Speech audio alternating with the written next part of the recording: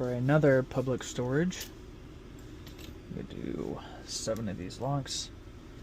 So we're gonna get to work. Take this back, press in the back piece, spin the back, pop off, take that in the spring out, put our key in, turn it sideways. Be careful not to pull it out because you don't want to lose the springs or pins. Alright, the Bible. Make sure it has an even surface because the springs up in here, you don't want them to come out. Go straight in, just like so. Dump those pins. I'm going to pin it up to this one, which this one has numbers on it. 42523. So 4 Schleg is a 225, 225. 4252. 2 is a 195, 240. So 195.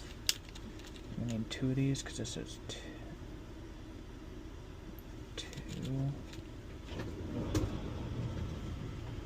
And then we need a 255, which is this one. And then our last one is a 3 cut. 3 cut is a 210.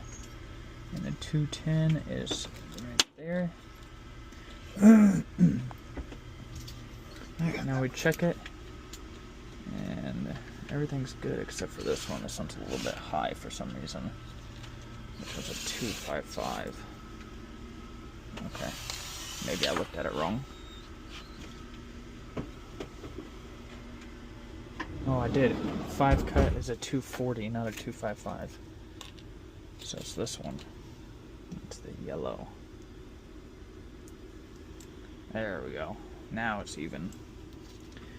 Turn our cylinder sideways. Make sure it's not in line with the Bible because we don't want the pins in here to fall down in there like in that hole, and then we're just screwed.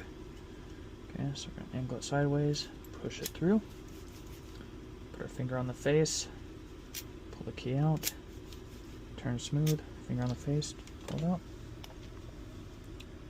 spring in the back again. This goes back in there again. And this spins on there.